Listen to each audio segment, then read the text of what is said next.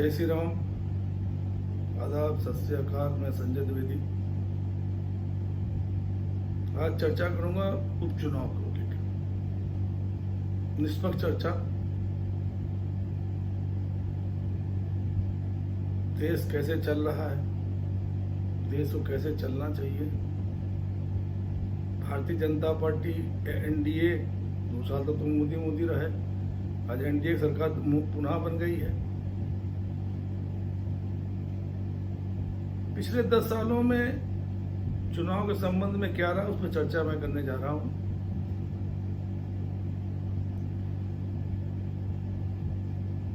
इस देश में जवाहरलाल नेहरू प्रधानमंत्री रहे, इंदिरा गांधी जी रही,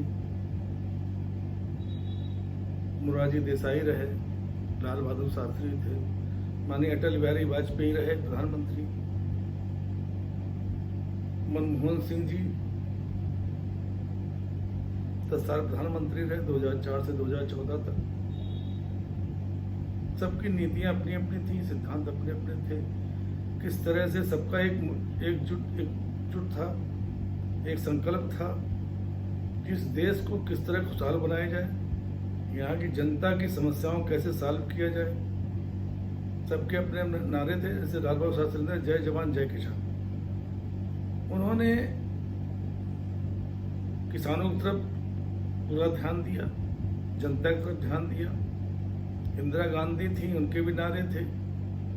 अटल बिहारी वाजपेयी ने भी लगभग 6 साल सरकार चलाई, उनका अपना विजन था। लेकिन जो देखने को मिला है, एक तरफ से चारों जितने भी प्रधानमंत्री बने, उनका एक विजन क्लियर था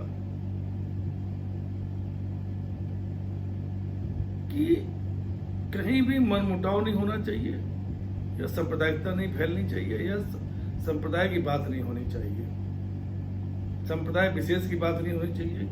जो भी इस देश में रह रहा है, क्योंकि हमारे चुनाव के द्वारा उसको मतदाता पत्र मिला हुआ है, हमारा नागरिक है, तो किसी की भावनाओं को कोई ठेस न पहुंचे, इसका सभी ने आदर किया, सम्मान किया। 2014 में जब मनमोहन सिंह ने मना कर दिया, सरकार कोई था नहीं।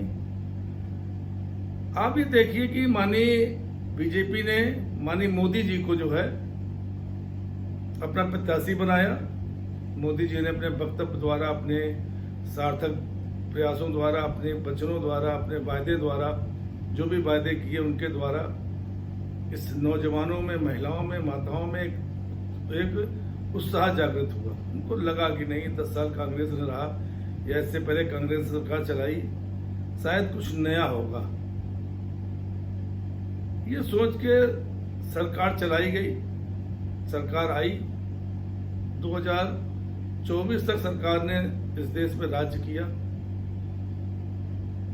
लेकिन जो आज चुनाव में जो स्थितियां पैदा हुई हैं, स्थितियां जो आई हैं कि आज इंडिया जो गठबंधन एक नया बना है, राहुल गांधी जी विपक्ष के नेता बन गए हैं। उस गठबंधन की आज सीटें ज्यादा आ गई। चाहे आप पश्चिम बंगाल ले लीजिए, उत्तराखंड जहां भी इनकी सरकार है, हिमाचल प्रदेश, बिहार में चूंकि नीतीश कुमार इनके साथ में है। अब नीतीश कुमार उनकी क्या है नहीं कह सकता हूं मैं, वहां से निर्दलीय प्रत्याशी जीता। 2 सीटें भाजपा को मिली। मैं ये कहना चाहता हूं, जैसे इनके राज्य में जितने चुनाव हुए, पहले तो उन्होंने दल बदल कानून की धज्जियां उड़ा दी, थोड़ी सरकारें बनाई, चलिए खैर। लेकिन जो इनका चुनाव प्रचार का तरीका था, जो जनता देख रही थी, जनता देखिए तुरंत जवाब नहीं देती। मैं बार बार कह रहा हूं, जनता तुरंत जवाब नहीं देती है। हमसे डिबेट में किसी ने पूछा भी था तो हमने कहा जनता देखती है, समझती है और तब अपने विचारों को प्रकट करती है, वो भी वोटिंग के समय पे। ऐसे जनता किसी भी धरना प्रदर्शन में नहीं आएगी। धरना प्रदर्शन अगर करने वो आप करिए, क्योंकि धरना प्रदर्शन तो 10 साल में करना भी मुश्किल हो गया था। आप अपनी बात उठा ही नहीं सकते, ना सांसद भवन में, ना राज्यसभा में, ना कहीं उठा ही नहीं सकते थे आप। एक अधोघोषित सरकार इमरजेंसी टाइप की चल रही थी कि आप नहीं बोलेंगे, ज्यादा बोलेंगे। संसद भवन ने बोला 146 सांसदों को बाहर कर दिया गया, तमाम अपने जो कानून पास होने थे पास करा लिए गए चुपचाप। ये सब चीजें रही हैं। दूसरी चीज मैं कह रहा था, जैसे दिल्ली में चुनाव हुआ, दिल्ली में आपके जो नेता थे, आपके सांसद थे, उन्होंने जो बयानबाजियां की, सांप्रदायिकता को भड़काने का प्रयास किया, मैं तो नहीं कहूंगा भड़काने का प्रयास किया, उसका कितना असर जनता पड़ा नहीं पड़ा ये जनता देखती है। आपने पश्चिम बंगाल आप गए, वहां वो दीदी इस तरह के नारे लगाए आपने। मतलब आपने 10 सालों में किसी भी विपक्ष के नेता का कोई सम्मान नहीं किया। विपक्ष की राजनीतिक पार्टियां जो है उनका आपने सम्मान नहीं किया। जिस तरह से बयानबाजी होती थी, जिस तरह से कार्य हो रहे थे, जिस तरह से दुष्प्रचार किया जा रहा था लोगों के प्रति, अगर जनता ने अरविंद केजरीवाल को तीसरी बार बना दिया, मुख्यमंत्री बनाया है, 67 सीटें थी दिल्ली में, इसके मतलब है जनता में उनकी पैठ है, जनता उनको समझ रही है। लेकिन अगर आप उन्हीं को ईडी के मार्फत जो है जेल भिजवा देंगे, झारखंड में मुख्यमंत्री थे सोरेन साहब, उनको आपने जेल भिजवा दिया, उन पर झूठे आरोप लगवा दिए अपने ईडी के माध्यम से। जनता या सांसद या विधायक या राजनीतिक पार्टियां कोई कार्य नहीं कर सकती थी, जबकि मनमोहन सरकार में आपने देखा आपके जो सांसद थे वो पेट्रोल पे भी करते थे, धरना प्रदर्शन करते थे। बल्कि आपने भी कहा कि अगर जब डॉलर का दाम 55 रुपए था जिस समय, उस समय आपने कहा था इसमें प्रधानमंत्री का सम्मान गिरता है। तमाम बातें आपने कही, लेकिन आज क्या है, 83 रुपए में है। तो जनता उन बातों को याद नहीं रखती कि आप जब मुख्यमंत्री थे गुजरात के और सरकार चल रही थी मनमोहन सिंह की, तो आप इसी डॉलर जो आप 83 रुपए में डॉलर है, 84 रुपए में डॉलर है, उसके लिए आप क्या कह रहे थे? तब प्रधानमंत्री का सम्मान गिर रहा था, आज प्रधानमंत्री का सम्मान नहीं गिर रहा है। देखिए, ये छोटी छोटी चीजें जो होती हैं, छोटी छोटी चीजें जो हैं, इस तरह की वाकया, इस तरह के तरीके, इस तरह की चीज आप एक समुदाय विशेष को टारगेट करें, जो दिखाई पड़ रहा है, आप कर रहे हैं नहीं कर रहे हैं वो आप समझिए, इस चीज को आप जानिए, भारत सरकार जाने, भारत सरकार के मंत्री जाने, आप एक संप्रदाय को टारगेट कर रहे हैं। इस देश में सभी को रहने का अधिकार है।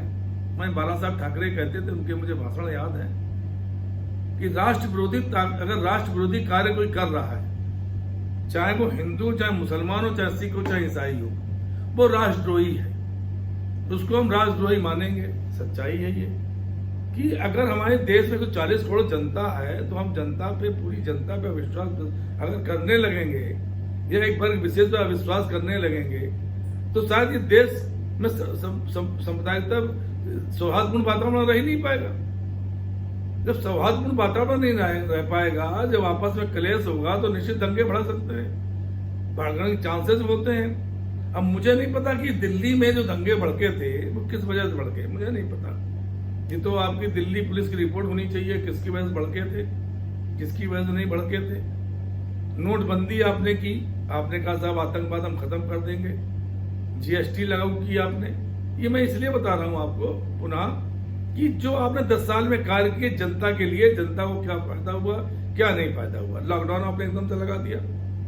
उस लॉकडाउन में उत्तर प्रदेश और बिहार के बहुत से लोग महाराष्ट्र और बाकी स्टेट में फंसे हुए थे, जिनको लाने की जिम्मेदारी वहां के लोगों ने निभाई।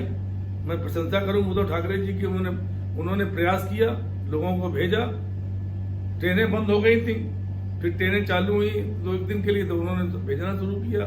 लेकिन जो लोग 2-2 महीने, 2.5 महीने अगर फंस गए किसी जगह पे, वहां खाने पीने की व्यवस्था नहीं, कुछ व्यवस्था नहीं है, तो इसका कौन देखेगा इसको?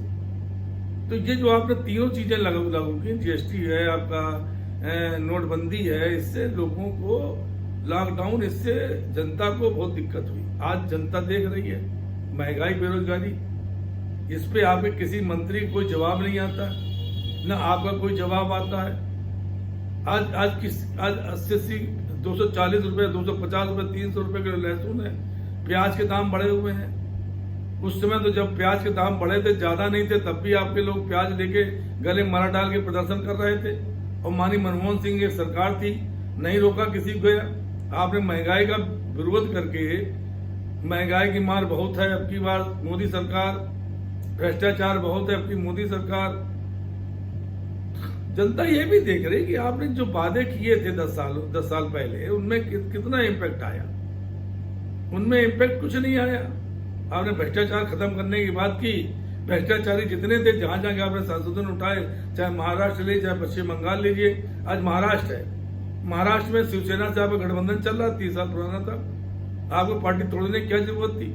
आपने पार्टी तोड़ी, उसका नतीजा हुआ कि आप महाराष्ट्र में लोकसभा चुनाव, जो सबसे महत्वपूर्ण चुनाव होता है, जो सिर्फ आपके चेहरे बढ़ा सकता है या प्रधानमंत्री के चेहरे बढ़ा जाता है, वहां पे आपकी हार हो गई।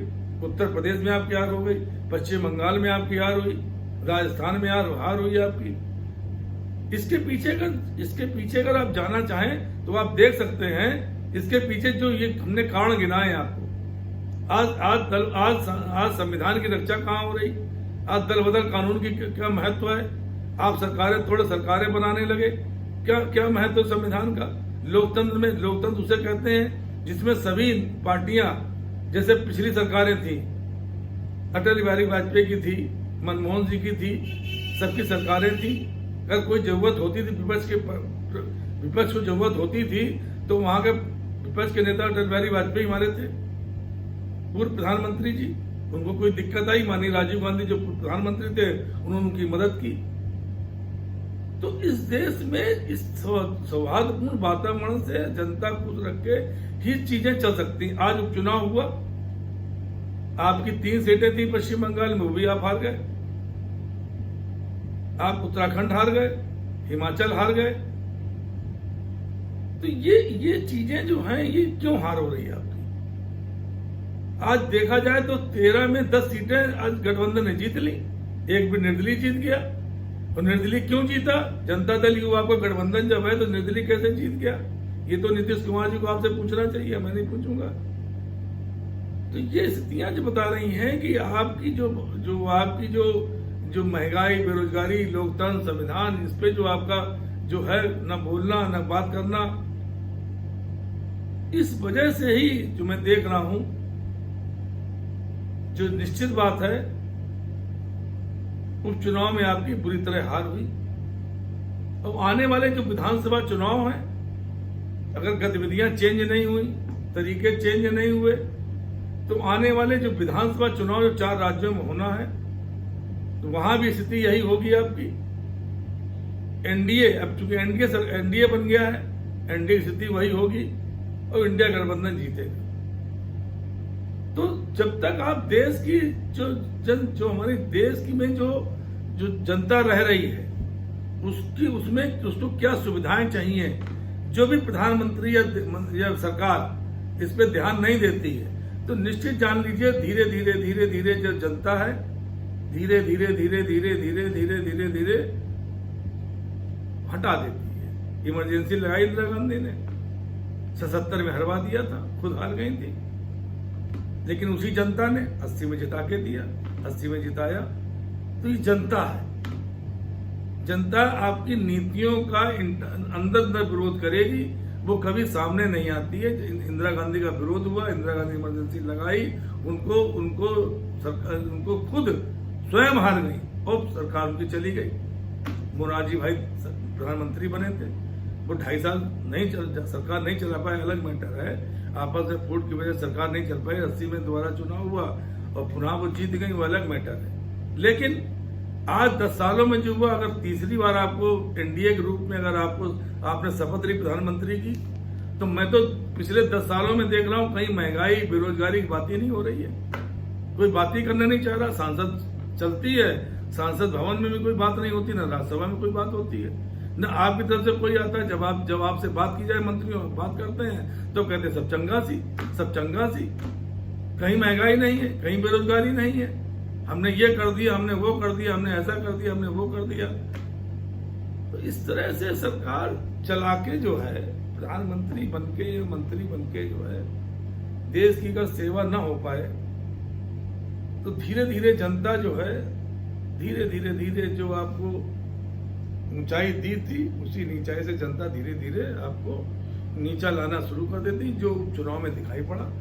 लोकसभा के बाद उपचुनाव में भी यही दिखाई पड़ा। लोकसभा में आपकी 63 सीटें कम हो गई, किसी को गठबंधन को सरकार बनाने का मौका नहीं मिला। आप खुश होइए कि साहब मुझे तो 240 सीटें दे दी, लेकिन जनता है, जनता देख रही, जनता समझ रही है। आने वाले दिनों में जनता और भी समझ के, जो 4 राज्यों में चुनाव होने वाले हैं उसमें जनता निश्चित अपना जो मत है, अपना मताधिकार का प्रयोग, अगर आप इस जनता की सेवा ना कर पाए तो निश्चित मताधिकार का प्रयोग वो अलग जगह करेगी। जय हिंद, जय हिंद, जय भारत, जय श्री राम।